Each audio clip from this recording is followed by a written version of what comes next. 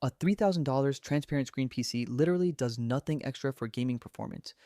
We're ranking PC case markups from Cope Energy to federal crime territory with actual receipts. Cope, regular RGB case, same specs, $800 less. Delusion, tempered glass with water cooling that costs $1,200 more for 0 FPS difference.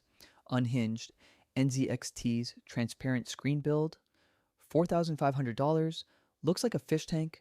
Your frame rate is identical to a $1,500 setup. Federal crime. And here's the thing though, some brands charge $2,000 markup just to watch your RAM light up. We literally normalize paying premium prices to stare at components. Join Zapped community on Instagram at Zapp Shorts. We reply to every DM FR, rate this one, 10 in the comments.